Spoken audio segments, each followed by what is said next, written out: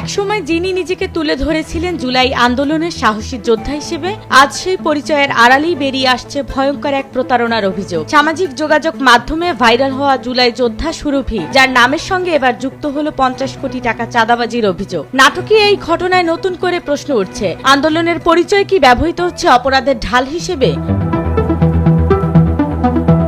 Blackmail, মামলা বাণিজ্য ও প্রতারণার মাধ্যমে কোটি কোটি টাকা হাতিয়ে নেয়ার অভিযোগে আলোচিত তাহরিমা জান্নাত সুরভিকে গ্রেফতার করেছে পুলিশ। বুধবার 24 ডিসেম্বর মধ্যরাতে গাজীপুরের টঙ্গীর বাসা থেকে তাকে গ্রেফতার করা হয়। আইন শৃঙ্খলা বাহিনী বলছে এটি একটি সংঘবদ্ধ প্রতারণা চক্র, যার মূল নেতৃত্বে ছিলেন সুরভি নিজেই।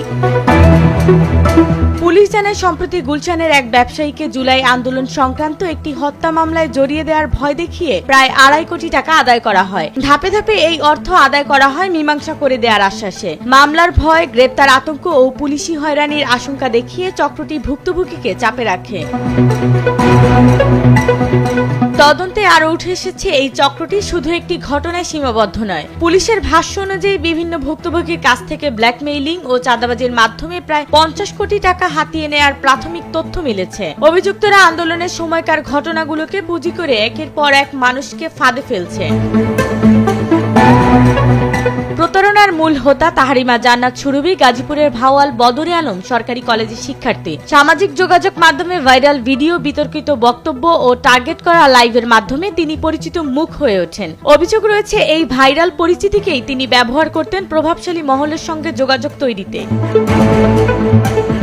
পরে সেই যোগাযোগ ও আন্দোলনের পরিচয়কে ঢাল বানিয়ে ভয় দেখানো, মামলা দেওয়ার হুমকি এবং সমাধান করে দেওয়ার নামে অর্থ আদায়ের অভিযোগ উঠেছে। তদন্তকারীরা বলছেন, এটি শুধু ব্যক্তিগত প্রতারণা নয়, বরং পরিকল্পিতভাবে পরিচালিত একটি অপরাধ চক্রের অংশ।